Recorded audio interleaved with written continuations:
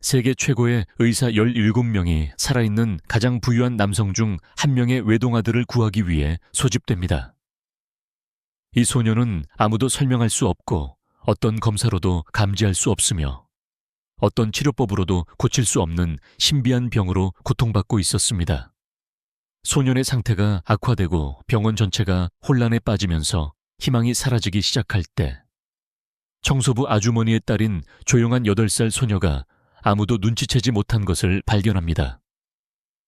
그녀가 본 것은 한 생명의 경로를 바꿀 뿐만 아니라 눈에 잘 띄지 않는 곳에 숨겨진 충격적인 진실을 드러낼 것입니다. 이 이야기를 계속하기 전에 채널 구독과 영상 좋아요를 잊지 마세요. 그리고 어디에서 시청하고 계신지 아래에 댓글로 남겨주세요. 저희는 그걸 아는 것을 좋아합니다. 차범수의 아들 차도윤은 고작 10살이었지만 이미 끔찍한 미스터리의 중심에 있었습니다. 차범수는 제약업계에서 가장 부유한 사람 중 한 명으로 전 세계 모든 곳에 인맥과 권력을 가지고 있었습니다. 하지만 그의 영향력조차 아들에게 벌어지고 있는 일을 고칠 수는 없었습니다. 소녀는 위독한 상태로 서울성은 재단병원 응급실로 급히 이송되었습니다. 그의 몸은 기능을 멈추고 있었지만 아무도 이유를 몰랐습니다.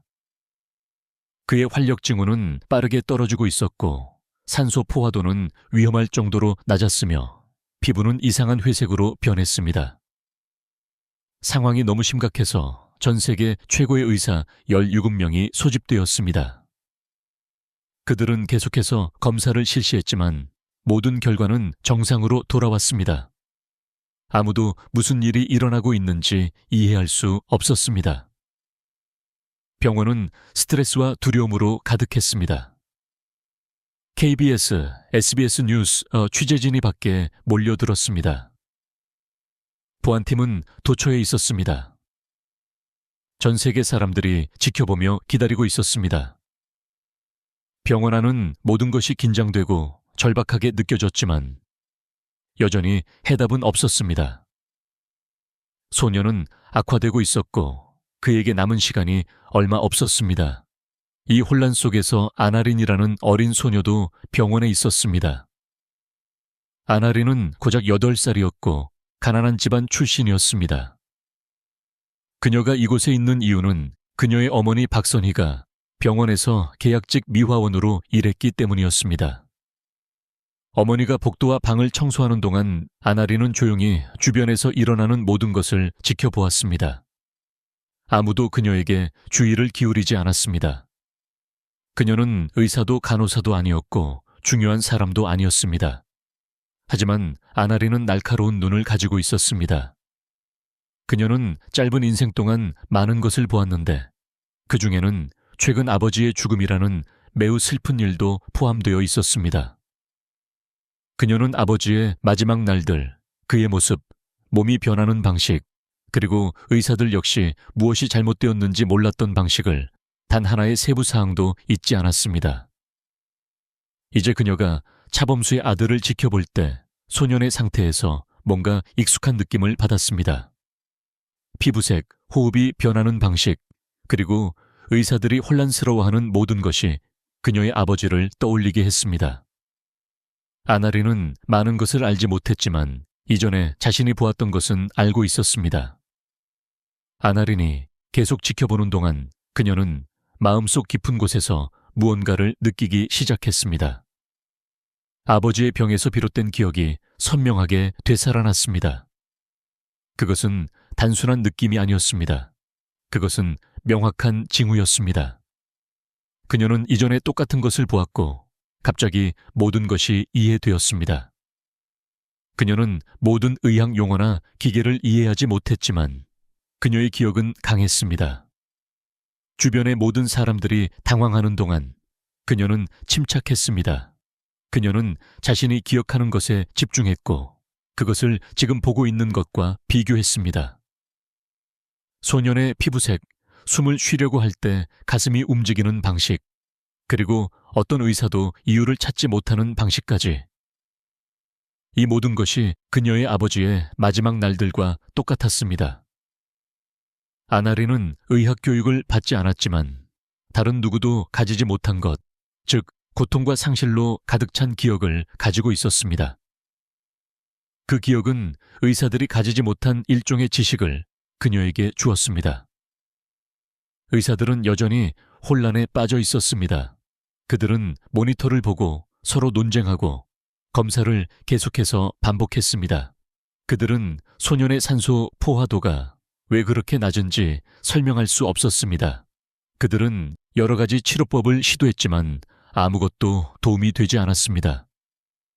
모든 새로운 결과는 정상으로 돌아왔습니다. 그들에게는 말이 되지 않았습니다.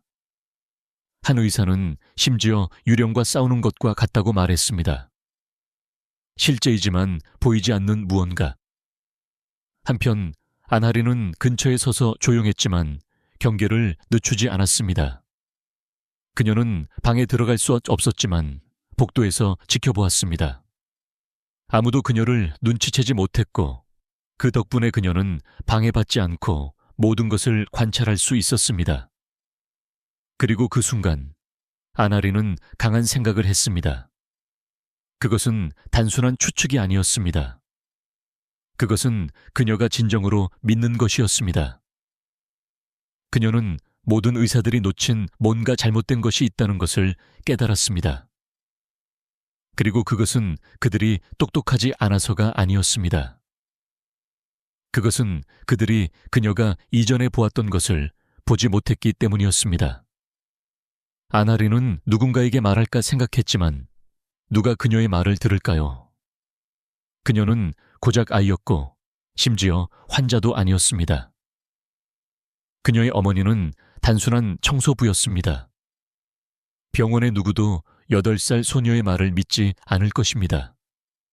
하지만 아나리는 자신이 본 것을 놓아줄 수 없었습니다. 그녀는 계속해서 소년을 지켜보았고 혹시라도 누군가 그녀가 본 것과 똑같은 것을 눈치채기를 바랐습니다. 더 많이 생각할수록 그녀는 더 확신했습니다. 그녀는 혼란스럽지 않았습니다. 그녀는 자신이 무엇을 보고 있는지 정확히 알고 있었습니다. 그녀의 심장은 두려움 때문이 아니라 확신 때문에 더 빨리 뛰기 시작했습니다. 아나리는 영웅이 되려고 하는 것이 아니었습니다. 그녀는 단지 무언가 잘못되었다는 것을 알았습니다. 그리고 아마도 그것을 인식할 수 있는 유일한 사람일 것입니다. 그것은 자신이 옳다는 것을 증명하는 문제가 아니었습니다.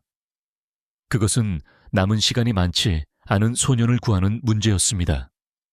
병원 방 안에서는 기계들이 계속 삐소리를 냈습니다. 의사들은 점점 더 걱정하는 표정을 지었습니다. 아무것도 효과가 없었습니다. 밖에서는 언론의 목소리가 커지고 있었습니다. 취재진은 어떤 종류의 뉴스라도 얻으려고 노력했습니다. 보안 요원들은 군중을 밀어냈지만 그 모든 것은 아나린에게 중요하지 않았습니다. 그녀의 눈은 여전히 소년에게 고정되어 있었습니다. 아버지의 기억이 그녀의 마음속에 강하게 남아 있었습니다. 그녀는 아버지의 피부가 어떻게 보였는지, 그가 숨쉬기 위해 어떻게 고군분투했는지, 그리고 아무도 제때 그를 돕지 않았던 방식을 기억했습니다. 그녀는 이 소년에게도 똑같은 일이 일어나기를 원하지 않았습니다. 아나리는 자신이 어떻게 말해야 할지, 누구에게 이야기해야 할지 몰랐습니다. 하지만 마음속 깊은 곳에서는 무언가를 해야 한다는 것을 알고 있었습니다. 그녀는 자신이 하지 않으면 아무도 하지 않을 것 같은 느낌이 들었습니다. 그리고 그 생각은 그녀가 무슨 일이 일어나고 있는지 완전히 이해하지 못하더라도 그녀에게 용기를 주었습니다. 아나리는 깊은 숨을 쉬고 주변을 둘러보았습니다. 그녀의 어머니는 여전히 일하고 있었고 아나린의 심각한 표정을 눈치채지 못했습니다. 의사들은 무엇이 잘못되었는지 알아내느라 너무 바빴습니다. 아나린은 복도 가장자리로 조금 더 다가섰습니다. 소년의 상태는 변하지 않고 있었습니다. 그는 여전히 위험에 처해 있었습니다. 아나리는 그 강렬한 불꽃을 다시 느꼈습니다. 그것은 이제 단순한 기억이 아니었습니다. 그것은 깨달음이었습니다. 그녀는 아버지의 증상이 시작된 정확한 순간을 기억했습니다. 그리고 이제 그녀는 소년에게서 똑같은 것을 보았습니다. 아나리는 의사들이 뭐라고 말할지 또는 누가 그녀의 말을 믿을지 몰랐습니다. 하지만 그녀는 한 가지는 확신했습니다. 그녀는 이것을 전해본 적이 있다는 것입니다. 그리고 이제 그녀는 무슨 일이 일어나고 있는지 알았습니다. 어쩌면, 단지 어쩌면 누군가 그녀의 말을 들어준다면 그녀가 돌 수 있을지도 모릅니다. 아나리는 병원 복도를 걸으며 팔에 폴더를 단단히 껴안았습니다. 안에는 아버지의 오래된 의료 기록이 들어 있었습니다. 폴더는 낡았고 아버지가 돌아가신 이후로 집에 보관되어 있었습니다. 그녀는 이전에 그것을 열어본 적이 없었습니다. 하지만 이제 거대 기업의 아들에게 일어나는 모든 일 때문에 그녀는 어머니가 보관하던 서랍에서 그것을 꺼냈습니다. 그녀는 의학 용어를 이해하려고 노력하면서 각 페이지를 주의 깊게 읽었습니다. 대부분은 그녀에게 이해가 되지 않았지만 그녀는 중요한 부분, 소년에게서 보는 것과 일치하는 부분을 찾았습니다. 이제 그 폴더를 들고 그녀는 목적을 가지고 걸었습니다. 그녀의 눈은 오직 한 사람, 윤재현 교수를 찾았습니다. 그는 병원 의료팀의 리더이자 소년을 구하기 위해 노력해온 사람이었습니다. 아나리는 중환자실 근처에서 그를 여러 번 보았습니다. 그녀는 그가 방에서 나오는 것을 발견할 때까지 기다렸습니다. 그는 며칠 동안 잠을 못 잔 것처럼 피곤해 보였습니다. 그럼에도 불구하고 아나리는 깊은 숨을 쉬고 그의 앞에 섰고 이야기해야 한다고 말했습니다. 윤 교수는 놀라서 멈춰 섰습니다. 진지한 얼굴과 두꺼운 폴더를 팔에 안은 아이가 거기에 서 있는 것을 보았기 때문입니다. 그는 분명히 바빴지만 아나린의 눈에서 무언가가 그를 멈추게 했습니다. 그녀는 그것이 중요하다고 말했습니다. 그녀는 그것이 아픈 소년에 관한 것이라고 말했습니다. 처음에는 망설였지만 잠시 이야기할 수 있는 더 조용한 구석으로 그녀를 안내했습니다. 아나린은 폴더를 열고 그에게 서류를 보여주었습니다. 그녀는 그것이 몇 달 전에 돌아가신 그녀의 아버지의 것이라고 말했습니다. 그녀는 아버지도 소년과 똑같은 증상을 겪었다고 설명했습니다. 윤 교수는 서류를 넘겨보면서 조용히 들었습니다. 그의 얼굴은 침착했지만 아나리는 그가 생각하고 있다는 것을 알 수 있었습니다. 그녀는 아버지의 상태를 단계별로 설명하기 시작했습니다. 그녀는 회색 피부, 호흡 곤란, 그리고 의사들이 원인을 찾지 못했던 것에 대해 그에게 말했습니다. 그리고 나서 그녀는 지금과 똑같이 방에서 이상한 냄새가 났다고 말했습니다. 윤 교수는 이번에는 더 조심스럽게 그녀를 다시 보았습니다. 아나린이 계속 말하는 동안 그녀는 더 많은 세부 사항을 말했습니다. 그녀는 어렸을 때 일어났던 일이지만 모든 것을 명확하게 기억했습니다. 그녀는 아버지께서 해외에서 일하러 가기 전에는 건강하셨다고 말했습니다. 그러더니 돌아오신 후에 건강이 빠르게 나빠지기 시작했다고 설명했습니다. 그녀가 말하는 동안 목소리는 흔들리지 않았습니다. 그녀는 아버지의 얼굴색, 숨을 쉴 수 없었던 방식, 그리고 의사들이 한 어떤 것도 그를 낫게 하지 못했던 방식에 대해 그에게 말했습니다. 윤 교수는 조용했지만 여전히 페이지를 넘기고 있었습니다. 그는 병원 기록, 검사 결과, 그리고 모든 것이 얼마나 유사한지 볼 수 있었습니다. 그리고 나서 아나리는 그가 페이지 넘기는 것을 멈추게 하는 무언가를 말했습니다. 그녀는 아버지께서 목에 대해 불평하기 시작했던 방식을 언급했습니다. 그는 그녀와 그녀의 어머니에게 감기로 인한 인후통처럼이 아니라 내부에서 무언가가 긁는 것 같은 느낌이 들었다고 말했습니다. 그것은 더 깊은 곳, 멈추지 않는 가려움이었습니다. 윤 교수는 눈을 깜박이고 아나린을 자세히 보았습니다. 그것은 새로운 것이었습니다. 그 세부 사항은 소년의 검사에서 나타나지 않았지만 그의 마음속에서 무언가가 클릭하게 만들었습니다. 패턴이 형성되기 시작했습니다. 윤 교수는 다시 폴더를 내려다 보았습니다. 그는 웃지 않았고 많은 말을 하지 않았지만 아나린은 그가 더 이상 그녀를 무시하지 않는다는 것을 알 수 있었습니다. 그녀의 말이 그에게 전달되고 있었습니다. 그것은 단순한 아이의 상상이 아니었습니다. 여기에 실제 연결고리가 있었습니다. 설명할 수 없는 똑같은 징후를 가진 두 명의 다른 환자. 아나린은 멈추면 그가 떠날까 두려워 계속 말을 이어갔습니다. 그녀는 이상한 증상들을 반복했고 의사들이 아버지에 대한 해답을 찾지 못했다고 상기시켰습니다. 이제 똑같은 일이 다시 일어나고 있었습니다. 그녀는 어쩌면 이것이 우연이 아닐지도 모른다고 말했습니다. 어쩌면 아버지를 죽인 똑같은 것이 이 소년을 해치고 있는지도 모른다고 말했습니다. 그녀는 그 병의 이름은 몰랐지만 징후는 알고 있었습니다. 윤 교수는 깊은 생각에 잠긴 표정이었습니다. 그러다가 그가 막 말하려고 할 때 복도 아래에서 큰 알람 소리가 들렸습니다. 아나린은 고개를 재빨리 돌렸습니다. 소리는 중환자실에서 나는 것이었습니다. 누군가 소년의 상태가 다시 악화되고 있다고 외쳤습니다. 윤 교수는 벌떡 일어났습니다. 대화는 중단되었습니다. 그는 망설임 없이 중환자실로 달려갔습니다.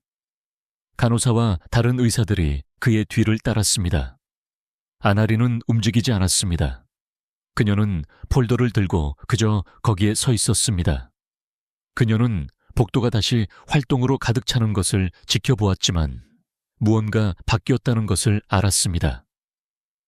처음으로 누군가 그녀의 말을 들었습니다.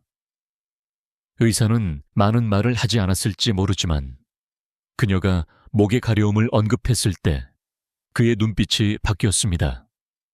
그것은 아무도 고려하지 않았던 세부 사항이었고 그가 급히 떠나야 했더라도 아나린은 자신의 말이 영향을 미쳤다는 것을 알았습니다. 달려가는 직원들 뒤로 중환자실 문이 닫히자 아나린은 근처 벤치에 앉았습니다. 그녀도 지쳐 있었습니다. 말을 하기 위해 모든 용기를 냈습니다. 하지만 후회하지 않았습니다. 그녀는 자신이 해야 할 일을 했습니다. 그녀는 마침내 목소리를 냈고 이제 그것은 의사의 손에 달려 있었습니다. 중환자실 안에서 윤 교수는 기계와 목소리에 둘러싸여 있었습니다. 그는 소년을 재빨리 확인하고 팀에게 지시를 내렸으며 그를 안정시키려고 노력했습니다. 하지만 그의 마음의 일부는 여전히 아나린에게 있었습니다. 그녀의 말이 그의 머릿속에 박혀 있었습니다. 이상한 냄새, 피부색, 그리고 특히 목의 감각, 가려움. 어떤 검사 결과도 명확한 해답을 제시하지 못했습니다. 하지만 이제 그는 그들이 처음부터 잘못된 방향을 보고 있었던 것은 아닌지 궁금했습니다. 고작 8살짜리 아이가 17명의 전문의가 놓친 무언가를 발견했을 수 있을까요? 그는 아직 알지 못했습니다. 그는 여전히 그것을 철저히 생각할 필요가 있었습니다. 하지만 아나린의 이야기는 뭔가 현실처럼 느껴졌습니다. 그것은 단순한 감정이 아니었습니다. 그녀는 놀라운 세부 사항으로 일들을 기억했습니다. 그것은 그를 불안하게 만들었습니다. 그들이 뭔가 새롭거나 희귀한 것에 직면하고 있다는 것을 의미했습니다. 그리고 그것이 사실이라면 소년의 삶은 그들이 그것을 충분히 빨리 깨닫는 것에 달려 있을지도 모릅니다. 중환자실 밖에서 아나리는 여전히 기다리고 있었습니다. 그녀는 다시 불려가기를 기대하지 않았습니다. 윤 교수가 나와서 그녀에게 고마워할 것이라고 생각하지 않았지만 그녀는 그녀가 말한 것을 기억하기를 바랐습니다. 그녀는 그가 시간이 있을 때 폴더를 사용하고 문서를 다시 보기를 바랐습니다. 그녀에게 이것은 단지 거대 기업의 아들에 관한 것이 아니었습니다. 그것은 또한 그녀의 아버지에 관한 것이었습니다. 그녀는 아버지의 죽음이 잊히는 것을 원하지 않았습니다. 아버지의 이야기가 다른 사람을 구하는 데 도움이 될 수 있다면 어쩌면 그것이 그렇게 공허하게 느껴지지 않을 수도 있습니다. 아나리는 폴더를 안고 벽에 기대었습니다. 그녀는 여전히 어린아이였고 병원은 크고 시끄러웠습니다. 하지만 그 순간 그녀는 더 이상 보이지 않는다고 느끼지 않았습니다. 그녀는 자신의 역할을 다했습니다. 그녀는 행동할 힘이 있는 사람에게 진실을 가져다 주었습니다. 이제 그녀가 할 수 있는 모든 것은 누군가가 마침내 주의를 기울이고 있기를 기다리고 희망하는 것이었습니다. 그날 밤 아나리는 병원 대기실 구석에 작은 창가 옆에 조용히 앉아 있었습니다. 불은 희미했고 대부분의 사람들은 하루 일과를 마치고 떠났지만 아나리는 남아 있었습니다. 그녀의 어머니는 청소를 마쳤고 복도 아래에서 다른 직원과 이야기하고 있었지만 아나리는 깊은 생각에 잠겨 있었습니다. 그녀의 마음은 계속해서 아버지에게 돌아갔습니다. 그녀는 그와 함께했던 지난 몇 주를 마치 방금 일어난 일처럼 기억했습니다. 모든 순간이 그녀의 기억 속에 남아 있었고 특히 의사들이 무시했던 이상한 것들이 그러했습니다. 그가 매우 아팠던 어느 날 오후 아버지께서는 심한 기침 발작을 일으키셨습니다. 아나리는 침대 옆에 앉아 그의 손을 잡고 있었습니다. 기침이 멈춘 후 그는 그녀를 바라보며 그 이후로 그녀의 마음에 남아있는 무언가를 말했습니다. 그는 그녀에게 여기에 뭔가 막혀 있어 살아있는 것 같아 라고 말했습니다. 그는 자신의 목을 가리켰지만 의사는 그가 피곤하고 아파서 명확하게 생각하지 못하는 단순한 혼란이라고 말했습니다. 아나리는 그를 믿었고 이제 모든 일이 일어나고 있는 상황에서 그를 훨씬 더 믿었습니다.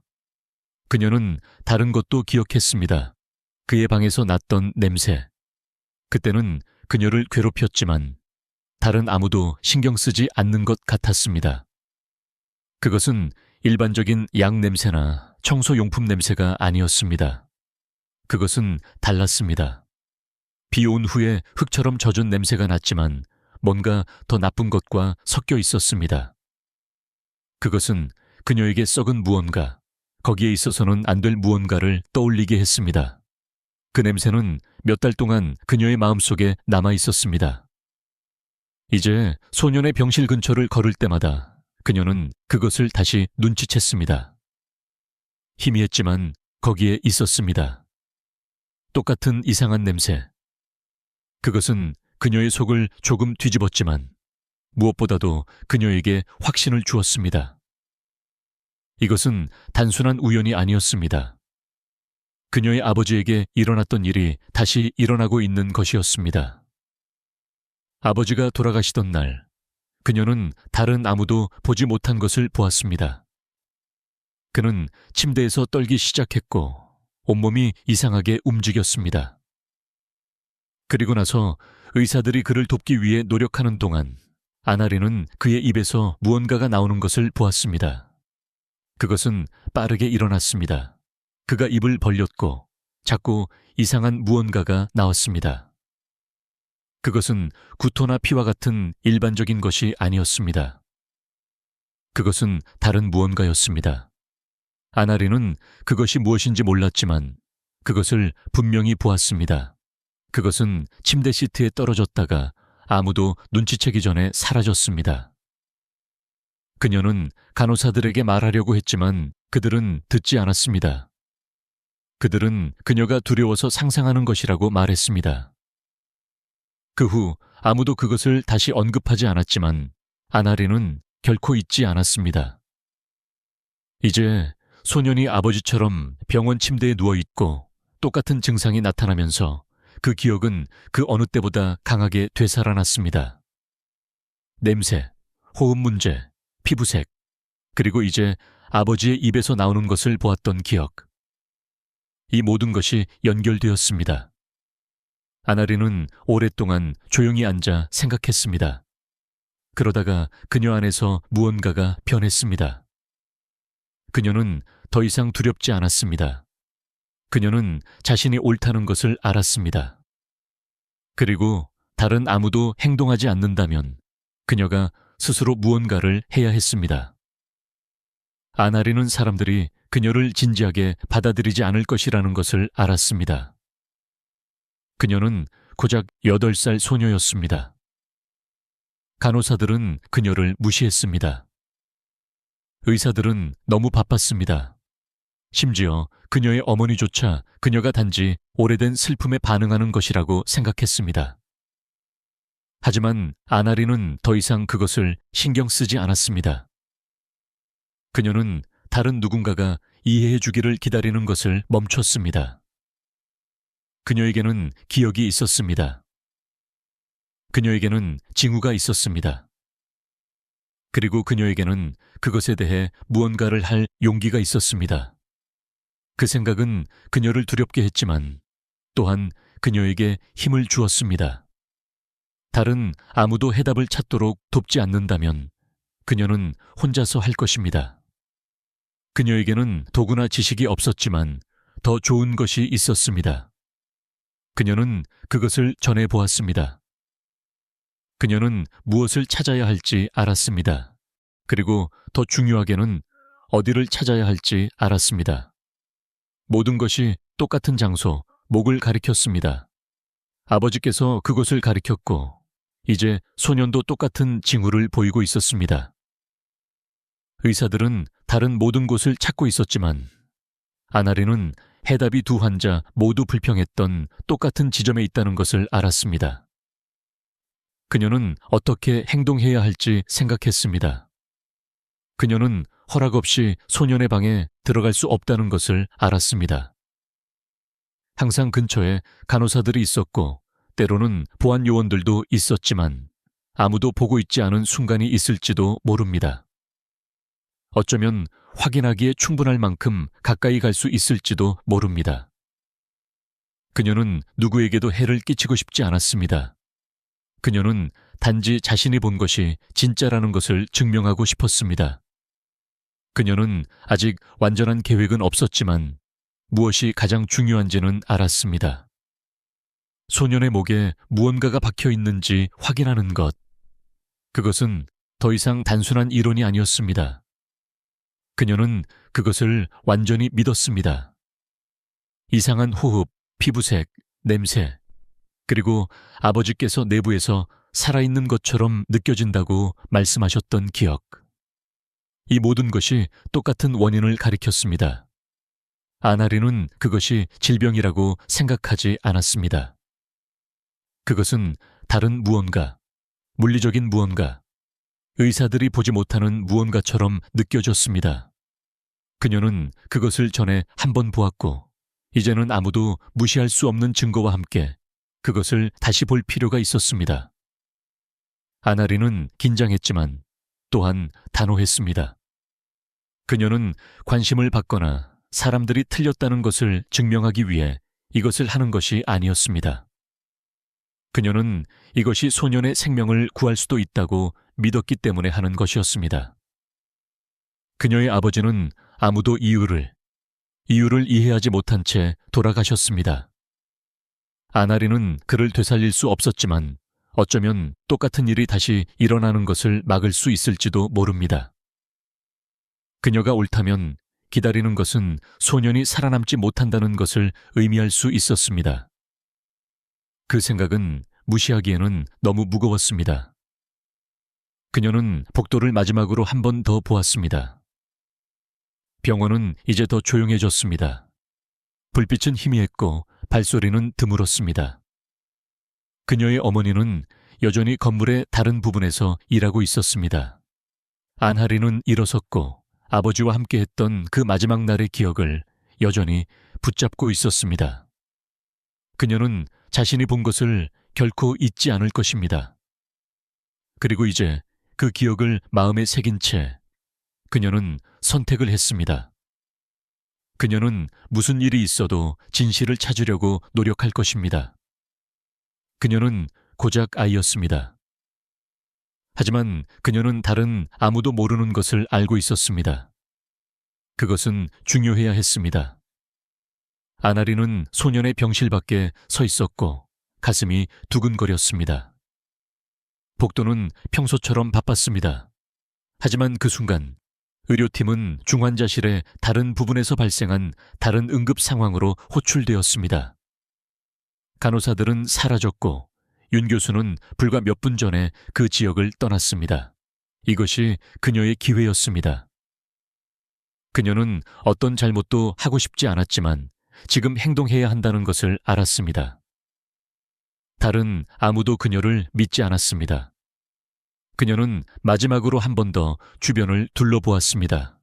그리고 문을 열고 방으로 들어갔습니다. 불빛은 희미했고 기계들은 조용히 삐소리를 냈습니다. 소녀는 병원 침대에 미동도 없이 누워 있었고 그의 가슴은 약하고 얕은 호흡으로 오르내렸습니다. 그는 의식이 없었지만 얼굴은 창백했고 몸은 연약해 보였습니다. 아나리는 더 가까이 다가갔습니다. 그녀는 두려웠지만 이미 결정을 내렸습니다. 그녀의 눈은 그의 목에 초점을 맞췄습니다. 그녀는 아버지께서 말씀하신 것과 자신이 보았던 것을 기억했습니다. 안에 무언가가 있었습니다. 그녀는 의심하지 않았습니다. 그리고 이제 그녀는 그것을 증명할 작정이었습니다. 침대 근처의 작은 의료 카트 위에서 그녀는 한 세트의 도구를 보았습니다. 모든 것이 깨끗하고 정돈되어 보였습니다. 아나리는 기구들의 이름을 몰랐지만 긴 금속 겸자 한 쌍을 알아보았습니다. 그녀는 선반 위의 상자에서 장갑 한 쌍을 꺼내 떨리는 손으로 착용했습니다. 그리고 조심스럽게 겸자를 집어들고 숨을 참았습니다. 소년의 입은 약간 벌어져 있었습니다. 아나리는 천천히 움직였습니다. 그녀는 의사가 아니었습니다. 그녀는 그를 다치게 하고 싶지 않았지만 자신이 하고 있는 일에 대해 확신했습니다. 그녀는 손가락을 사용하여 입을 충분히 벌린 채 부드럽게 안을 들여다보았습니다. 처음에는 모든 것이 정상적으로 보였습니다. 그러다가 그녀가 각도를 조정하자 무언가를 보았습니다. 작고 어두운 것이 그의 목 깊숙한 곳에 있었습니다. 그것은 약간 움직였습니다. 아나린의 손은 더 심하게 떨렸습니다. 그것은 살아있었습니다. 그녀의 아버지의 말이 옳았습니다. 무언가가 그의 안에 살고 있었고 이제 똑같은 것이 이 소년 안에 있었습니다. 그녀는 겸자를 가지고 안으로 손을 뻗었습니다. 그녀는 천천히 조심스럽게 움직였습니다. 장갑 안에 그녀의 손가락은 차갑고 땀이 났습니다. 그녀는 그 물체를 잡으려고 했지만 그것은 더 깊이 움직였습니다. 그녀는 도구를 조정하고 다시 시도했습니다. 이번에는 그것을 잡았습니다. 그녀는 그것을 잡아당길 때 꿈틀거리는 것을 느꼈습니다. 그녀의 손은 떨렸지만 멈추지 않았습니다. 조금씩 그녀는 그것을 밖으로 끌어냈습니다. 그 물체는 길고 가늘었으며 다리가 있었습니다. 진해였습니다. 그것은 짙은 갈색이었고 여전히 움직이고 있었습니다. 그것은 겸자에서 미끄러져 흰 침대 시트 위로 떨어졌습니다. 바로 그 순간 간호사 2명이 방으로 걸어 들어왔습니다. 그들은 아나린이 겸자를 들고 소년 옆에 기어다니는 지네를 보고 서 있는 것을 보자 얼어붙었습니다. 그들 중 한 명이 비명을 질렀습니다. 몇 초 후 더 많은 사람들이 달려 들어왔습니다. 의사들이 소리쳤습니다. 알람이 울렸습니다. 아나리는 모든 사람들이 소년을 둘러싸자 뒷걸음질 쳤습니다. 하지만 그때 예상치 못한 일이 일어났습니다. 기계가 다르게 삐소리를 내기 시작했습니다. 그의 호흡이 더 강해졌습니다. 그의 안색이 돌아오기 시작했습니다. 모두가 그것을 볼 수 있었습니다. 소녀는 안정되고 있었고 아나리는 그를 죽이고 있던 것을 밖으로 꺼냈습니다. 윤 교수는 바로 몇 분 후에 도착했습니다. 그는 알람 소리를 듣고 달려왔습니다. 그가 방에 들어와 혼란을 보았을 때 그의 눈은 곧바로 소년에게 향했습니다. 그리고 나서 그는 아나린, 겸자, 그리고 그 생물을 보았습니다. 그는 더 가까이 다가갔고 지네를 보았습니다. 그의 얼굴이 변했습니다. 그는 처음에는 아무 말도 하지 않았습니다.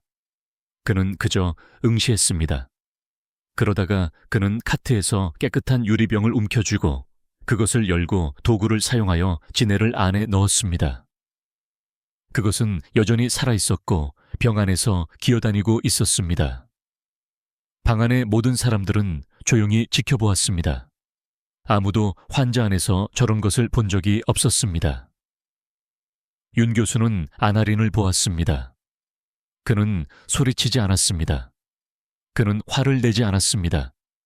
그는 그저 믿을 수 없다는 듯 그녀를 바라보며 아무 말도 하지 않았습니다. 소년 옆의 기계들은 이제 침착하게 계속 빗소리를 냈습니다. 그의 상태는 완전히 바뀌었습니다. 의사와 간호사들은 방금 일어난 일을 믿을 수 없었습니다. 고작 8살짜리 소녀가 그들 중 누구도 생각하지 못한 일을 하여 소년의 생명을 구했습니다. 중환자실은 충격으로 가득 찼습니다. 간호사들은 속삭였습니다. 일부 의사들은 공포에 질려 유리병을 바라보았습니다. 다른 사람들은 아나린을 바라보았고 그녀가 어떻게 해야 할지 알았는지 여전히 이해하지 못했습니다. 하지만 결과는 분명했습니다. 그 생물이 제거된 순간 소년의 활력 징후가 개선되었습니다. 아무도 그것을 부인할 수 없었습니다. 윤 교수는 마침내 침묵을 깼습니다. 그는 아나린에게 어디서 그런 것을 배웠는지 물었습니다. 그녀는 다시 아버지와 똑같은 증상에 대해 설명했습니다. 그녀는 그들에게 냄새, 회색 피부, 목의 가려움에 대해 말했습니다. 그녀는 아버지께서 돌아가시기 전에 입에서 무언가가 나오는 것을 보았다고 말했습니다. 처음에는 아무도 그녀를 믿지 않았습니다. 하지만 이제 유리병 안에 지네가 있었으므로 그들은 믿어야 했습니다.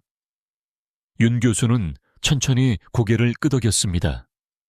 그는 아직 모든 것을 이해하지 못했지만 한 가지는 알았습니다. 그녀가 옳았다는 것입니다. 방 안의 모든 사람들은 이제 그것을 이해했습니다. 여전히 한 가지 질문이 남아 있었는데 그것은 상황을 이전보다 훨씬 더 심각하게 만들었습니다. 의사들은 그 생물에 대해 이야기하기 시작했습니다. 그것은 그들이 병원에서 이전에 발견했던 어떤 것과도 달랐습니다. 그것은 기생진해처럼 보였지만 아무도 확신할 수 없었습니다. 윤 교수는 그것을 연구하고 전문가들에게 보내야 한다고 말했습니다. 하지만 더 혼란스러운 것은 소년이 한 번도 한국을 떠나지 않았다는 사실이었습니다. 그는 아프리카나 집에서 멀리 떨어진 곳으로 여행한 적이 없었습니다. 그렇다면 그 물체가 어떻게 그의 몸 안에 들어갔을까요? 그것은 아무도 대답할 수 없는 부분이었습니다. 모두가 혼란스럽고 걱정스러운 표정으로 서로를 바라보았습니다. 기생충은 저절로 나타나지 않았습니다. 그것은 어딘가 또는 누군가로부터 와야 했습니다. 그리고 그것은 매우 충격적인 무언가를 의미했습니다. 누군가가 그것을 거기에 넣었습니다. 그것이 모든 것을 바꾸었습니다. 이것은 더 이상 단순한 이상한 의료 사례가 아니었습니다. 그것은 다른 무언가였습니다. 누군가가 소년에게 이런 짓을 했습니다. 방이 다시 침묵에 잠기자 아나리는 뒷걸음질 쳤습니다. 그녀는 자신이 하러 온 일을 했습니다. 하지만 이제 아무도 예상하지 못했던 새로운 질문들이 제기되고 있었습니다. 아나리는 다시 말하지 않았습니다. 그녀는 병 옆에 서서 모든 것을 지켜보았습니다. 의사들은 계속해서 소년을 확인했습니다. 그의 상태는 빠르게 개선되고 있었습니다. 그의 호흡은 강했고 그의 안색은 정상이었습니다. 기생충은 이제 유리병에 갇혀 근처 테이블 위에 놓여 있었습니다. 간호사들은 그것이 현실 세계에 속하지 않는 것처럼 응시하며 계속 지나갔습니다. 윤 교수는 다른 의사들에게 조용한 목소리로 말했지만 아나리는 몇 마디를 들었습니다. 이것은 불가능해야 합니다. 상황은 이제 중환자실보다 더 커졌습니다. 그것은 곧 언론, 경찰, 그리고 어쩌면 정부에까지 도달할 것입니다. 하지만 아나린에게는 그 어떤 것도 중요하지 않았습니다. 그녀에게 중요한 것은 옳은 일을 하는 것이었습니다. 그녀의 아버지는 아무도 그녀를 믿지 않았기 때문에 돌아가셨습니다. 그녀는 전에 침묵했지만 이번에는 아니었습니다. 이번에 그녀는 말했고 행동했습니다. 소년은 그 덕분에 살아 있었습니다. 그녀는 소년을 마지막으로 한 번 더 보고 문 쪽으로 돌아섰습니다. 다음에 무슨 일이 일어나든 그녀는 이미 가장 중요한 일을 했습니다. 병원은 이제 최고 경계 태세에 들어갔습니다. 소년의 목에서 진해가 제거된 후 모든 것이 바뀌었습니다. 보안이 강화되었습니다. 회의가 열렸습니다. 전문가들이 소집되었습니다. 의사와 직원들은 경계를 유지하고 특이한 사항이 있으면 보고하라는 지시를 받았습니다. 기생충은 밀봉된 의료 용기에 담겨 즉시 검사를 위해 샘플이 보내졌습니다. 열대의학 전문가가 신속하게 도착하여 그 생물을 조사했습니다. 신중한 검사 후 그는 많은 사람들이 두려워했던 것을 확인했습니다. 진해는 아프리카의 특정 지역에서만 발견되는 희귀 기생충이었습니다. 그것은 목을 표적으로 삼아 점막 조직을 천천히 먹고 사는 것으로 알려져 있었습니다. 치료하지 않으면 질식이나 감염으로 사망할 수 있었습니다. 그가 이 말을 했을 때 방 안의 모든 사람들은 침묵했습니다. 기생충은 한국에서 자연적으로 나타날 수 없었습니다. 그것은 사실이었습니다. 생존을 위해 특정 환경이 필요했습니다. 그리고 이 나라의 이 병원은 그 환경이 아니었습니다. 이는 단 한 가지를 의미했습니다. 누군가가 고의로 소년의 몸 안에 그것을 넣었다는 것입니다. 그것이 가장 무서운 부분이었습니다. 즉시 조사가 시작되었습니다. 윤 교수는 이제 이 사건이 더 이상 단순한 의료 사건이 아니라는 것을 완전히 인식하고 병원 행정부와 협력하여 지난 며칠 동안의 모든 세부 사항을 검토했습니다. 보안팀은 소년이 머물고 있던 VIP 병동의 감시 영상을 살펴보기 시작했습니다. 그들은 이상한 것, 거기에 있어서는 안 될 사람을 찾고 있었습니다. 그들이 일하는 동안 아나리는 다시 신문을 받았습니다. 그녀는 이미 다른 누구도 몰랐던 무언가를 알고 있다는 것을 증명했습니다. 이제 수사관들은 그녀가 다른 무언가를 보았는지 알고 싶어 했습니다. 신문 동안 아나리는 처음에는 가만히 앉아 조용했지만 그러다가 무언가를 기억해냈습니다. 그녀는 소년의 상태가 악화되기 며칠 전에 한 남자가 방에 여러 번 들어오는 것을 보았다고 말했습니다. 그는 다른 의사들처럼 실험복을 입고 배지를 달고 있었습니다. 하지만 그에 대해 뭔가 이상하게 느껴졌다고 합니다.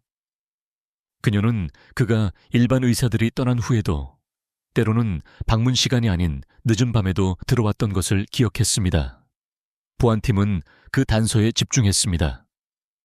그들은 소년의 방 근처 복도 카메라에서 비디오 영상을 검토했습니다. 몇 시간의 검색 끝에 그들은 찾고 있던 것을 발견했습니다. 병원 직원 기록에 어떤 이름과도 일치하지 않는 남자가 있었습니다. 그는 흰색 코트를 입고 배지를 가지고 있었습니다. 하지만 그들이 영상에서 확대했을 때 배지가 가짜라는 것을 눈치챘습니다. 그것은 실제 아이디 번호나 부서가 나열되어 있지 않았습니다. 그는 의료팀의 일부인 것처럼 VIP 병동을 돌아다녔고 여러 차례 소년의 방에 들락거렸습니다. 그 당시에는 아무도 그에게 질문하지 않았습니다. 그는 의료팀의 일부처럼 보이면서 쉽게 섞여 들어갔습니다. 하지만 이제 아나린의 설명과 비디오 증거로 인해 그가 의사가 아니라는 것이 분명해졌습니다. 그는 직원이 전혀 아니었습니다. 그리고 최악은 그가 소년에게 직접 접근할 수 있었다는 것입니다. 그것은 조사의 전체 방향을 바꾸었습니다. 이것은 더 이상 사고나 희귀 감염에 관한 것이 아니었습니다. 이것은 훨씬 더 어두운 무언가였습니다. 병원은 그 남자가 고용된 적이 없으며 어떤 신원조사도 통과하지 않았고 직원 명단에 없다는 것을 확인했습니다. 그 발견은 충격적이었습니다. 누군가가 가짜 신분을 만들고 보안구역으로 걸어들어가 고도로 보호받는 환자, 즉 이 나라에서 가장 강력한 사람 중 한 명의 아들에게 접근하기 위해 많은 노력을 기울였다는 것을 의미했습니다. 카메라에는 그가 방 안에서 무엇을 했는지 보여주지 않았습니다. 하지만 이제 소년의 목에서 기생충이 발견되었으므로 결론은 분명해 보였습니다. 진해는 우연히 거기에 도착한 것이 아니었습니다. 그것은 고의로 소년 안에 삽입되었습니다. 이것은 더 이상 단순한 의료 미스터리가 아니었습니다. 그것은 살인 미수였습니다. 기생충은 소년의 목 안의 조직을 천천히 먹고 있었습니다. 의사들은 무슨 일이 일어나고 있는지 알지 못했기 때문에 소년은 계속 악화되었습니다. 아나린이 행동하지 않았다면 소년은 살아남지 못했을 수도 있습니다. 가짜 의사는 그의 계획에서 거의 성공할 뻔했습니다. 이제 병원은 그것이 어떻게 일어났는지 그리고 왜 일어났는지 이해해야 했습니다. 추가 조사는 훨씬 더 충격적인 세부 사항을 밝혀냈습니다. 기생충의 먹이 활동은 무언가에 의해 지원되고 있었습니다. 소년의 방에서 나온 쓰레기통에서 직원들은 작은 유리병에 담긴 이상한 액체의 흔적을 발견했습니다. 실험실 분석 결과 그것은 기생충의 먹이 요구에 맞는 영양소를 포함하고 있음을 확인했습니다. 그것은 소년의 목 안에서 살아남고 성장하는 데 필요한 것을 정확히 공급받고 있었습니다. 누군가가 고의로 그것을 살려두었습니다. 이것은 목표가 빠른 죽음이 아니었음을 의미했습니다. 그것은 느리고 고통스러웠으며 신비한 질병처럼 보이도록 설계되었습니다.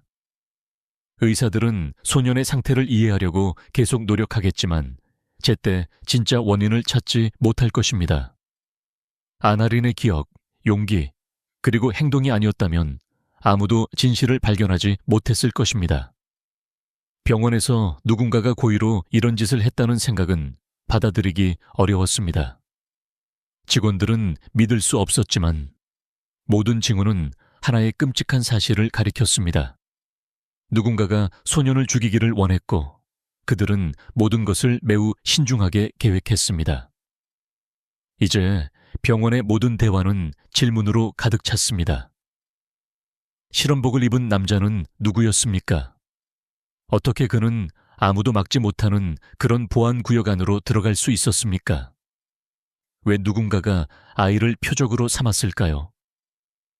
수사관들은 병원 기록을 검색하고 직원 일정을 확인하고 카메라 영상의 모든 순간을 검토했습니다. 윤 교수는 자신이 도울 수 있는 곳에서 도우며 사건 가까이에 머물렀습니다. 진해는 추가 연구를 위해 실험실로 보내졌습니다. 소년은 외상에서 천천히 회복하면서 안정된 상태를 유지했습니다. 하지만 누가 왜 그랬는지에 대한 미스터리는 남아 있었습니다. 모두가 소년의 아버지인 차범수가 많은 인맥과 권력을 가지고 있었고 그에 따른 적들이 있다는 것을 알았지만 아무도 이와 같은 것을 예상할 수 없었습니다. 공격은 조용했고 잘 계획되었으며 거의 감지할 수 없었습니다. 기생충은 희귀하고 치명적이었으며 그 방법은 거의 완벽했습니다. 모두가 동의했습니다. 그것은 소년의 죽음을 알려지지 않은 질병에서 비롯된 것처럼 보이게 하려는 시도였습니다. 하지만 계획은 실패했습니다. 아나린 덕분에 진실이 드러났습니다. 가짜 의사에 대한 진실이 밝혀지자 경찰 조사는 빠르게 진행되었습니다. 더 많은 영상, 전화 기록, 병원 데이터를 검토한 후 당국은 마침내 침입자의 신원을 확인할 수 있었습니다. 그는 단순한 무작위 범죄자가 아니었습니다. 그는 한때 차범수와 매우 가까웠던 사람, 즉 주요 법적 분쟁에서 모든 것을 잃은 전사업 파트너 오태석이었습니다. 몇 년 전 그와 차범수는 제약업계의 한 프로젝트에서 함께 일했습니다. 하지만 상황은 나쁘게 끝났습니다. 법원은 차범수의 손을 들어주었고 오태석은 파산했습니다. 그 이후로 그는 대중의 시선에서 사라졌습니다. 아무도 그가 어디로 갔는지, 무엇을 하고 있었는지 몰랐지만 이제 진실은 분명했습니다. 그는 오랫동안 복수를 계획하고 있었습니다. 그는 차범수를 직접 해치고 싶지 않았습니다.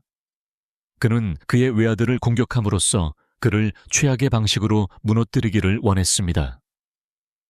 그것이 모든 것의 이유였습니다. 그것은 무작위가 아니었습니다. 그것은 분노와 깊은 고통을 유발하려는 욕망으로 가득 찬 계획이었습니다. 수사관들은 그 남자의 배경에 대해 더 많이 알게 되었습니다. 그는 생물학에 대한 강한 지식을 가지고 있었고 아프리카의 외딴 지역으로 여행한 이력이 있었습니다. 그곳에 머무는 동안 그는 이 범죄에 사용된 기생충을 포함하여 희귀 기생충에 대해 배웠습니다. 진해는 감지하기 어려웠을 뿐만 아니라 유전적으로도 변형되었습니다. 기생충을 연구한 전문가들은 그것이 표준 의료 검사로 감지를 피하기 위해 고의로 변형되었음을 확인했습니다. 그것은 천천히 손상을 입히는 동안 숨겨져 있도록 설계되었습니다. 이로 인해 의사들이 진단하기가 매우 어려웠습니다. 의도는 아무도 진짜 원인을 알지 못한 채 소년이 죽을 것이라는 것이었습니다. 모두가 그것이 어떤 이상하고 갑작스러운 질병이라고 믿을 것입니다. 그 남자는 이 계획을 준비하는데 몇 년을 보냈습니다.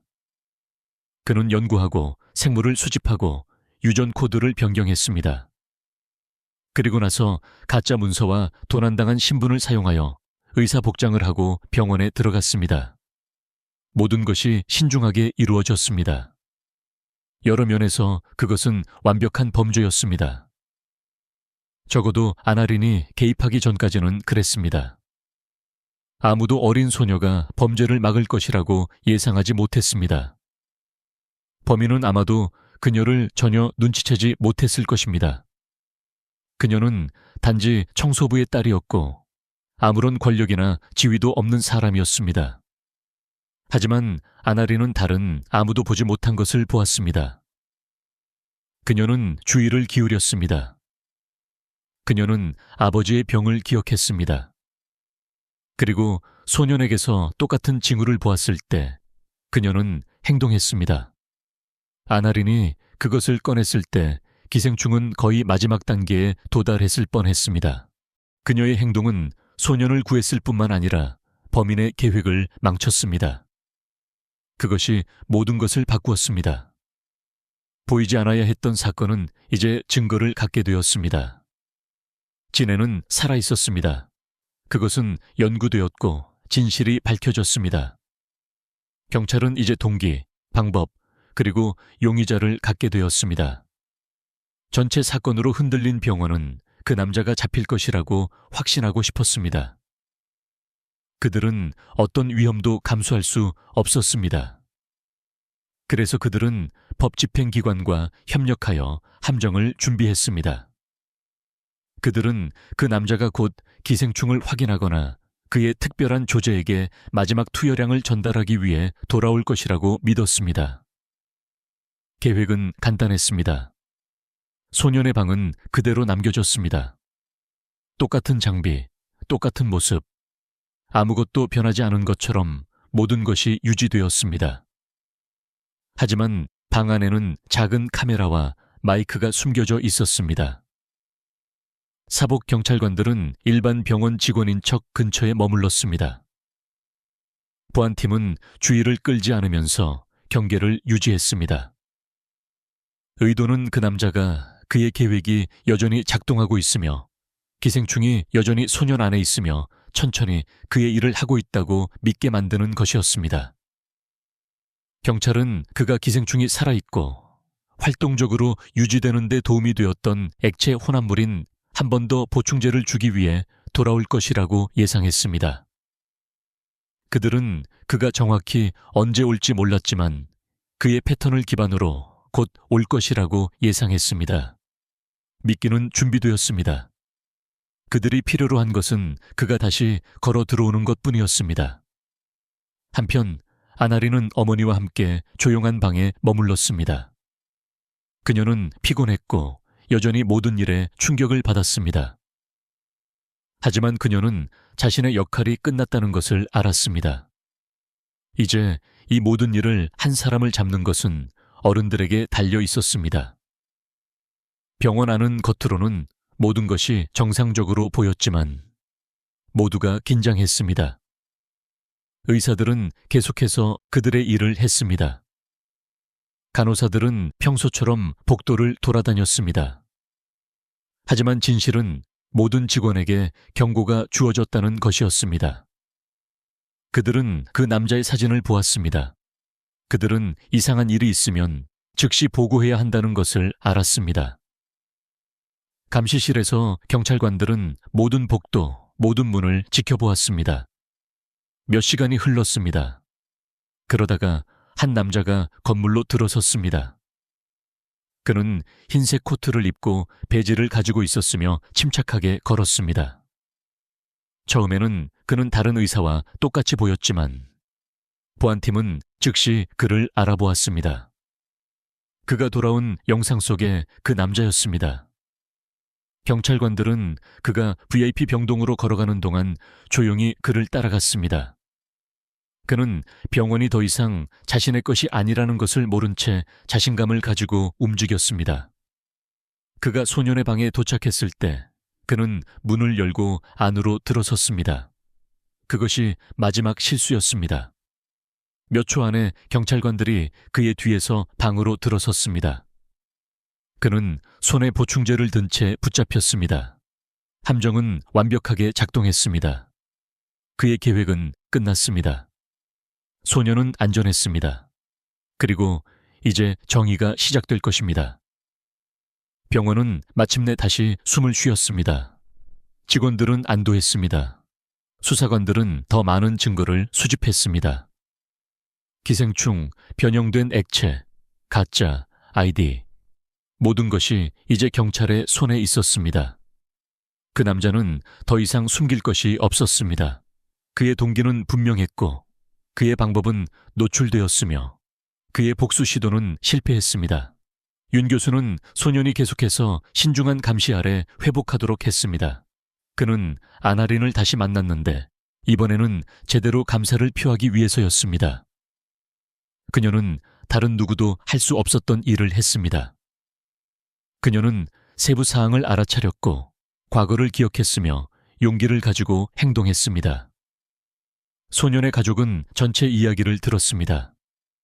차범수는 일어난 일에 충격을 받고 자신의 아들을 구한 소녀를 만나고 싶다고 요청했습니다. 하지만 그것은 아나린에게 중요하지 않았습니다. 그녀에게 중요한 것은 다른 아이가 그녀의 아버지처럼 고통받을 필요가 없다는 것이었습니다. 그녀는 다른 아무도 하지 않을 때 목소리를 냈습니다. 그녀는 다른 아무도 믿지 않을 때 행동했습니다. 그리고 결국 그녀는 끔찍한 일을 막았습니다. 보안팀은 잠복 경찰과 긴밀히 협력하여 작전을 위해 병실을 준비했습니다. 그들의 목표는 분명했습니다. 거대 기업의 아들을 거의 죽일 뻔한 남자를 잡는 것이었습니다. 모든 세부 사항이 완벽해야 했습니다. 소년의 방은 이전과 똑같이 보이도록 만들어졌습니다. 기계들은 켜져 있었고 가짜 수치를 보여주었습니다. 소년이 여전히 의식이 없고 위독한 상태인 것처럼 보였습니다. 마네킹이 침대에 놓였고 담요로 덮여 있었으며 기계에 연결되어 있어서 빨리 보는 사람을 속일 수 있었습니다. 숨겨진 카메라가 방의 여러 구석에 배치되었습니다. 모든 소리를 포착하기 위해 작은 마이크가 설치되었습니다. 야간 중환자실의 평소 분위기를 유지하기 위해 불빛은 희미하게 유지되었습니다. 근처 복도도 늦은 시간 근무자인 척하는 사복 경찰관들로 감시되었습니다. 모든 사람에게 역할이 있었고 그들은 준비가 되어 있었습니다. 전체 계획은 한 가지에 달려 있었습니다. 범인이 기생충을 확인하거나 그가 만든 액체에 또 다른 투여량을 주기 위해 돌아오는 것. 그들은 그가 결국 올 것이라는 것을 알았고 준비가 되어 있었습니다. 밤늦게 병원이 조용하고 대부분의 사람들이 떠나거나 잠들었을 때 그 남자가 돌아왔습니다. 이전과 마찬가지로 그는 흰색 실험복과 병원 마스크를 착용했습니다. 그는 일상적인 점검을 하는 다른 의사와 똑같이 보였습니다. 그는 마치 그곳에 속한 것처럼 자신감을 가지고 움직였습니다. 그는 아무도 그를 막지 못한 채 복도를 통과했습니다. 그는 곧바로 방으로 걸어갔습니다. 그가 들어서자마자 카메라가 녹화를 시작했습니다. 그는 작은 검은색 서류 가방을 들고 침대 쪽으로 움직였습니다. 그는 주머니에 손을 넣어 무언가를 꺼내려고 했지만 그가 어떤 행동을 하기도 전에 함정이 발동되었습니다. 경찰관들이 양쪽에서 방으로 들어섰습니다. 그들은 그에게 멈추고 가방을 내려놓으라고 소리쳤습니다. 그 남자는 잠시 얼어붙었다가 도망치려고 했습니다. 그는 경찰관 중 한 명을 밀치고 복도로 나갔습니다. 알람이 울렸습니다. 더 많은 경찰이 추격에 합류했습니다. 그가 붙잡혀 바닥에 쓰러지는 데는 오래 걸리지 않았습니다. 그의 계획은 실패했습니다. 그는 현장에서 붙잡혔습니다. 경찰관들이 그에게 수갑을 채우는 동안 그 남자는 충격적인 무언가를 말했습니다. 그가 끌려가면서 이것은 단지 시작일 뿐이라고 소리쳤습니다. 그는 다른 아이들에게도 똑같은 짓을 할 계획이었다고 인정했습니다. 그는 이 소년이 단지 첫 번째일 뿐이라고 말했습니다. 그에게는 표적 목록이 있었는데 모두 자신이 싫어하는 강력한 사업가들의 자녀들이었습니다. 그는 똑같은 방법, 즉 기생충을 사용하여 각 아이를 추적할 계획이었습니다. 경찰관들은 그의 서류 가방을 가져다가 열었습니다. 안에는 이상한 액체로 채워진 여러 개의 유리병이 발견되었습니다.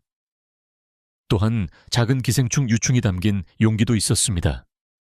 모든 것이 정리되고 라벨이 붙어 있었으며 미래의 공격을 위해 준비되어 있었습니다. 이것이 일회성 범죄가 아니라는 것이 분명했습니다. 그것은 더 크고 더 위험한 계획의 일부였습니다. 그는 그것을 실행할 지식, 도구, 그리고 전략을 가지고 있었습니다. 하지만 아나린 덕분에 모든 것이 끝이 났습니다. 그녀는 진실을 본 최초이자 유일한 사람이었습니다. 그녀가 없었다면 소녀는 죽었을 것이고 다른 아이들이 뒤따랐을 수도 있습니다. 체포 후 병원 직원과 경찰은 마침내 안도했습니다. 위협은 끝났습니다. 소년을 죽이려고 했던 남자는 감옥에 갇혔습니다. 증거는 강력했고 그가 한 일에 대한 의심의 여지가 없었습니다. 경찰관들은 질병의 첫 징후부터 함정의 마지막 순간까지 모든 것을 다시 검토했습니다. 모든 단계에서 아나리는 핵심적인 역할을 했습니다. 그녀는 무언가 잘못되었다는 것을 처음으로 알아차린 사람이었습니다.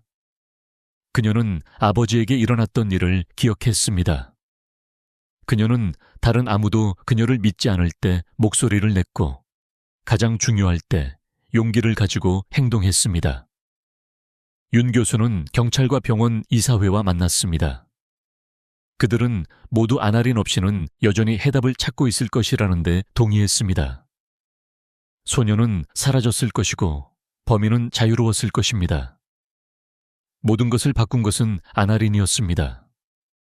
하지만 사건이 끝났음에도 불구하고 여전히 해야 할 일이 남아 있었습니다.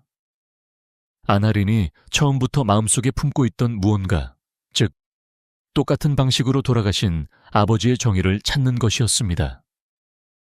아나린은 아버지의 죽음이 자연스러운 것이 아니었다는 것을 항상 알고 있었습니다. 그녀는 이전에 사람들에게 말하려고 했지만 아무도 그녀를 믿지 않았습니다. 의사들은 그의 증상의 원인을 알지 못했다고 말했습니다. 그들은 그것을 알려지지 않은 질병이라고 부르고 넘어갔습니다. 하지만 이제 병원에서 일어난 모든 일 후에 진실은 마침내 분명해졌습니다. 소년을 거의 죽일 뻔했던 것과 똑같은 유형의 기생충이 그녀의 아버지도 죽였습니다. 이는 누군가가 그에게도 똑같은 방법을 사용했음을 의미했습니다. 그것은 사고가 아니었습니다. 그것은 시험이었을 수도 있고 심지어 범인이 그의 계획을 시도한 첫 번째였을 수도 있습니다. 아나린의 아버지, 단순한 건설 현장 파견 근로자는 첫 번째 희생자가 되었고 아무도 귀 기울이지 않았기 때문에 범인은 빠져나갈 수 있었습니다. 하지만 더 이상은 아닙니다. 증거가 검토될 것입니다. 그의 사건은 다시 열릴 것이고 이번에는 사람들이 그것을 진지하게 받아들일 것입니다. 이번에는 진짜 해답이 있을 것입니다. 아나린의 목소리는 이제 힘을 가졌고 아무도 그녀가 본 것을 무시할 수 없을 것입니다. 병원에서는 보안팀부터 최고 의사까지 모두 아나린에 대해 새로운 방식으로 이야기하기 시작했습니다. 그녀는 더 이상 단순한 청소부의 딸이 아니었습니다. 그녀는 미스터리를 해결한 소녀였습니다.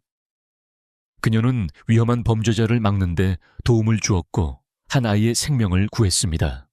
그녀는 고작 8살이었지만 훈련된 의사나 경찰관도 해내지 못한 일을 해냈습니다. 병원은 사건에 대한 보고서를 준비하기 시작했고 아나린의 이름은 모든 것을 바꾼 사람으로 그 안에 기록되었습니다. 그녀의 이야기가 퍼지기 시작했고 병원 밖의 사람들도 그녀의 용기에 대해 듣기 시작했습니다. 하지만 아나린에게는 그 모든 것이 한 가지만큼 중요하지 않았습니다. 바로 아버지에 대한 진실이었습니다. 그녀는 아버지의 이름이 밝혀지기를 원했습니다. 그녀는 세상이 그가 그냥 이유 없이 죽은 것이 아니라는 것을 알기를 원했습니다. 그는 소년처럼 표적이 되었습니다. 그리고 이제 그녀 덕분에 진실이 마침내 밝혀질 것입니다. 함정은 작동했습니다. 범인은 붙잡혔습니다. 하지만 아나린의 임무는 아직 끝나지 않았습니다. 범인이 체포되고 병원이 정상으로 돌아온 며칠 후 차범수가 다시 돌아왔습니다. 이번에는 두려움이나 스트레스로 복도를 서둘러 걷지 않았습니다. 그는 아들의 손을 잡고 천천히 걸었습니다. 이제 건강해진 소년 차도윤은 다른 행복한 아이들처럼 병원 복도에서 웃고 뛰어다녔습니다. 그의 얼굴은 더 이상 창백하지 않았고 병의 징후는 사라졌습니다. 의사들은 계속해서 그를 모니터링했지만 모두가 그가 위험에서 벗어났다는 데 동의했습니다. 차범수는 아나린과 그녀의 어머니 박선희가 앉아있는 대기실 근처에 멈춰 섰습니다. 그는 아나린과 이야기하고 싶다고 요청했습니다. 처음에는 아나린이 놀란 표정이었습니다. 그녀는 거대 기업 회장을 직접 만날 거라고 예상하지 못했습니다. 하지만 차범수는 그녀 앞에 무릎을 꿇고 말로만이 아니라 진정한 감정을 담아 그녀에게 감사했습니다. 그는 그녀 덕분에 자신의 아들이 살아있다고 말했습니다. 그는 그녀가 의사도 보안팀도 전문가도 아닌 다른 아무도 해내지 못한 일을 했다고 말했습니다. 그러고 나서 그는 다른 무언가를 덧붙였습니다. 그녀의 행동이 세상을 보는 그의 방식을 바꾸었다는 것입니다. 차범수는 이 일이 일어나기 전에는 돈이 모든 것을 해결할 수 있다고 생각하며 살았다고 아나린에게 말했습니다. 그는 항상 강력한 사람들이 더 많은 가치, 더 많은 지식, 그리고 변화를 만들 더 많은 힘을 가지고 있다고 믿었습니다. 하지만 아나린은 자신이 틀렸음을 증명했습니다. 그녀는 청소부의 딸인 어린 소녀였지만 다른 사람들이 놓친 진실을 보았습니다. 다른 모든 사람들이 그녀를 무시했을 때 그녀는 목소리를 냈습니다. 다른 사람들이 가만히 서 있을 때 그녀는 행동했습니다. 차범수는 이제 부유하든 가난하든 모든 생명이 평등하며 모든 목소리가 들릴 자격이 있다는 것을 이해했다고 말했습니다. 그리고 나서 그는 중요한 것을 약속했습니다. 그는 아나린의 아버지의 죽음에 대한 조사를 개인적으로 요청할 것이라고 말했습니다. 그는 실제로 무슨 일이 일어났는지, 그리고 그것이 자신의 아들에게 일어난 일과 관련이 있는지 알고 싶었습니다. 아나린은 조용히 들었습니다. 그녀는 많은 말을 하지 않았지만 그녀의 눈은 감정으로 가득 찼습니다. 처음으로 강력한 누군가가 그녀를 진지하게 받아들였고 그 이상으로 그녀가 찾고 있던 해답을 찾는 것을 돕기를 원했습니다. 며칠 후 아나린 아버지의 죽음에 대한 조사가 완료되었습니다. 차범수는 약속을 지켰습니다. 그는 자신의 영향력을 사용하여 전문가들이 오래된 의료 기록을 검토하도록 했습니다. 그들은 증상, 시간 순서, 그리고 당시 의사들이 작성한 몇 가지 메모를 살펴보았습니다. 모든 것이 똑같은 기생충, 즉 차범수의 아들 차도윤에게서 제거된 것과 똑같은 종류의 기생충을 가리켰습니다. 하지만 아나린의 아버지의 경우에는 아무도 그것을 거기에 넣지 않았습니다.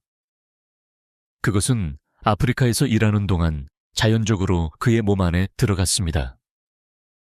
그는 기생충이 사는 환경 근처에서 보호 없이 일하는 동안 감염되었을 가능성이 높았습니다. 그 확인은 듣기 힘들었습니다. 그것은 아나린의 아버지가 소년처럼 표적이 된 것은 아니었지만 여전히 똑같은 치명적인 생물의 희생자였다는 것을 의미했습니다. 가장 고통스러운 것은 당시 의사들이 아나린의 말을 들었다면 그녀의 아버지가 살아남았을 수도 있다는 것을 아는 것이었습니다. 그들이 그녀의 말을 진지하게 받아들였다면 징후를 더 일찍 인식할 수 있었을 것입니다. 그의 생명을 구할 수 있었을 것입니다. 차범수는 그 진실에 깊이 영향을 받았습니다. 그는 병원 이사회와 이야기했고 나중에 기자회견을 열었습니다. 카메라와 마이크 앞에서 그는 일어난 일에 대한 이야기를 했습니다.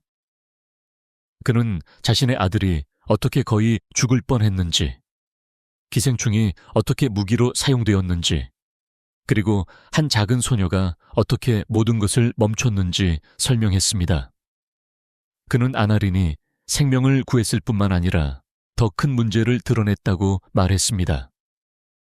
세상은 종종 가난한 사람들, 특히 아이들의 목소리를 무시한다는 것입니다. 그리고 나서 그는 아나린 아버지의 이름으로 재단을 설립할 것이라고 발표했습니다. 재단은 가난한 지역의 수백만 명의 사람들에게 영향을 미치지만 거의 관심이나 자금을 받지 못하는 소외된 열대성 질병에 대한 연구에 집중할 것입니다. 재단은 또한 병원들이 특히 특이한 일이 발생했을 때 환자와 그 가족의 말을 듣는 방식을 개선하도록 도울 것입니다. 차범수는 이것이 아나린의 아버지를 기리는 가장 좋은 방법이며 그가 무시당했던 것처럼 다른 아무도 무시당하지 않도록 하는 것이라고 말했습니다. 그가 말하는 동안 방은 조용했습니다. 모두가 귀 기울였습니다. 그리고 나서 차범수는 또 다른 발표를 했습니다. 그는 아나린이 새로운 재단의 대사가 될 것이라고 말했습니다. 그것은 그녀가 프로젝트의 얼굴이 되어 인식을 높이고 행사에 참석하며 때로는 가장 예상치 못한 사람들로부터 가장 중요한 진실이 나온다는 것을 사람들에게 상기시키는 것을 도울 것이라는 의미였습니다. 아나린은 종종 배제되거나 무시되거나 조용히 하라는 말을 듣는 모든 아이들을 대표할 것입니다. 이제 그들에게는 그들을 위해 말해줄 누군가가 생길 것입니다. 아나린은 대사가 된다는 것이 무엇을 의미하는지 완전히 이해하지 못했지만 그것이 중요한 무언가라는 것을 알았습니다. 그녀는 사람들이 박수를 치거나 사진을 찍기 때문에 자랑스러운 것이 아니라 아버지의 이름이 잊혀지지 않을 것이기 때문에 자랑스러웠습니다. 그의 죽음은 마침내 이해되었고 그것으로부터 좋은 무언가가 나올 것입니다. 가난한 나라의 아이들이 도움을 받을 것입니다. 의사들은 더 많이 배울 것입니다. 병원들은 더 잘 들을 것입니다. 그리고 어쩌면 언젠가 그녀와 같은 또 다른 어린 소녀가 용기를 내어 말하고 들릴 수 있을 것입니다. 이야기는 상이나 시상식으로 끝나지 않았습니다. 아나린은 평범한 삶으로 돌아갔지만 모든 것이 예전 같지는 않았습니다. 그녀는 여전히 어머니와 함께 똑같은 복도를 걸었습니다. 병원은 여전히 똑같이 보였습니다. 하지만 이제 사람들은 그녀를 다르게 대했습니다. 간호사들은 그녀에게 미소를 지었습니다. 의사들은 그녀를 볼 때 고개를 끄덕였습니다.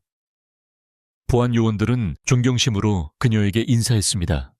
하지만 아나린은 명성을 원하지 않았습니다. 그녀에게 가장 중요했던 것은 아버지의 죽음이 더 이상 단지 고통스러운 기억이 아니라는 것이었습니다. 이제 그것은 다른 사람들을 돕는 이야기의 일부가 되었습니다. 차범수는 계속해서 재단을 지원했습니다. 연구원들은 새로운 연구를 시작했습니다. 뉴스 보도는 전국에 걸쳐 이야기를 전했습니다. 그리고 한때 보이지 않는다고 여겨졌던 아나린은 모든 것을 바꾸었습니다. 그녀는 생명을 구하고 범죄를 밝혀내고 정의를 가져왔습니다. 하지만 그 이상으로 그녀는 세상에 아무리 작고 가난하고 어리더라도 누구나 변화를 만들 수 있다는 것을 보여주었습니다. 그리고 이제 그녀 덕분에 훨씬 더 많은 아이들이 들릴 기회를 갖게 될 것입니다. 6개월 후 아나린은 큰 강당의 무대에 섰습니다. 그녀 주변에는 전 세계의 의사, 간호사, 과학자, 병원 지도자들이 앉아 있었습니다. 방은 가득 찼고 카메라들은 그녀의 말을 녹화할 준비를 하고 그녀를 향했습니다. 아나린은 손에 작은 메모를 들고 마이크 뒤에 섰습니다. 그녀는 연설을 여러 번 연습했지만 말을 시작할 때 목소리는 여전히 약간 떨렸습니다. 아이가 뭔가 잘못되었다고 말하면 들으세요. 그녀는 말했습니다. 방은 완전히 조용해졌습니다. 모두가 아나린이 무슨 일이 일어났는지 설명하는 것을 주의 깊게 들었습니다. 그녀는 아버지께서 아프셨을 때 아무도 듣지 않았던 방식에 대해 이야기했습니다. 그녀는 그때 누군가 주의를 기울였다면 아버지가 여전히 살아있을 수도 있었다고 말했습니다.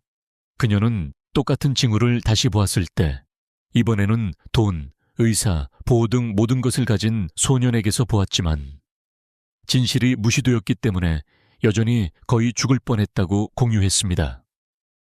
그녀의 목소리는 침착했지만 그녀의 말은 강력했습니다. 그녀는 전문가처럼 말하지 않았습니다. 그녀는 이 모든 것을 겪은 사람처럼 말했습니다. 아나린은 아버지께서 건설 현장 파견 근로자셨다고 설명했습니다. 그는 의료 지원이 거의 없는 먼 곳에서 일한 후 아프게 되었습니다. 그들이 병원에 돌아왔을 때 아버지께서는 이상한 증상을 보이셨고 저는 그 징후들을 기억했지만 다른 아무도 그것들이 중요하다고 믿지 않았습니다. 그녀는 군중에게 자신이 단지 아이였음에도 불구하고 다른 사람들이 놓친 것을 보았다고 말했습니다. 그러다가 거대 기업의 아들이 아프게 되었을 때 똑같은 징후가 돌아왔습니다. 아나리는 이번에는 침묵할 수 없었다고 말했습니다. 그녀는 다른 사람이 아버지처럼 죽는 것을 원하지 않았습니다. 그래서 그녀는 행동했습니다. 그녀는 두렵지 않았기 때문에 용감한 것이 아니라고 말했습니다. 그녀는 두려웠음에도 불구하고 행동했기 때문에 용감했습니다. 방 안의 모든 사람들은 눈도 깜빡이지 않고 들었습니다. 일부 의사들은 눈물을 글썽였습니다. 다른 사람들은 고개를 끄덕이며 경력에서 누군가의 목소리를 간과했을 수도 있는 순간들을 기억했습니다. 아나리는 진실이 항상 전문가에게서 나오는 것은 아니라는 것을 그들에게 상기시켰습니다. 때로는 그것이 작은 누군가, 무시하기 쉬운 누군가, 그녀와 같은 누군가에게서 온다는 것입니다. 아나린이 말을 마치자 방 전체가 일어서서 박수를 쳤습니다. 박수는 오랫동안 계속되었습니다. 아나린은 약간 당황했지만 또한 자랑스러워하며 신발을 내려다보았습니다. 그녀의 말이 모두에게 전달되었습니다. 그녀는 화려한 언어를 사용하지 않았습니다. 그녀는 과학적인 설명을 하지 않았습니다. 그녀는 단지 진실을 말했습니다. 그리고 그 진실만으로 충분했습니다. 그 순간부터 그녀의 이야기는 단순한 기억 이상이 되었습니다. 그것은 상징이 되었습니다. 뉴스 매체는 그녀의 연설 영상을 공유했습니다. 병원들은 그녀의 인용문이 담긴 포스터를 인쇄했습니다. 의과대학은 미래의 의사들을 가르치는데 그녀의 사례를 사용하기 시작했습니다. 그녀가 소년의 목에서 기생충을 제거하던 정확한 순간에 겸자를 들고 있는 아나린의 사진이 전 세계로 퍼졌습니다. 그것은 용기, 진실, 그리고 경청의 상징이 되었습니다. 큰 도시부터 작은 마을까지 모든 종류의 배경을 가진 사람들이 그녀의 이야기를 공유했습니다. 그들은 그녀를 아무도 변화를 만들기에 너무 작지 않다는 증거로 보았습니다. 아나린은 생명을 구하고 범죄를 밝혀내고 정의를 가져왔습니다. 하지만 그 이상으로 그녀는 세상에 훈련받지 않은 가난한 소녀조차도 훈련된 의사들이 놓친 것을 볼 수 있다는 것을 보여주었습니다. 그녀는 힘들 때 말할 용기를 가졌습니다. 그녀는 다른 아무도 행동하지 않을 때 행동할 힘을 가졌습니다. 그녀 덕분에 전 세계 병원의 아이들은 목소리를 듣게 되었습니다. 그녀 덕분에 사람들은 멈추고 듣고 믿는 법을 배웠습니다. 아나린은 아버지를 잃었지만 생명을 구했습니다.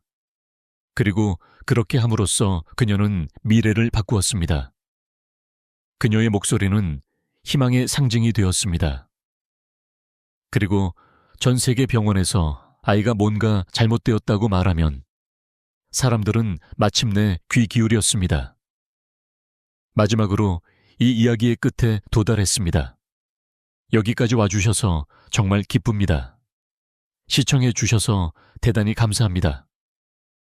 무엇을 생각하셨는지, 가장 좋았던 부분이나 최악이었던 부분이 무엇인지 아래 댓글로 남겨주세요. 구독하는 것을 잊지 마세요. 다음에 또 만나요.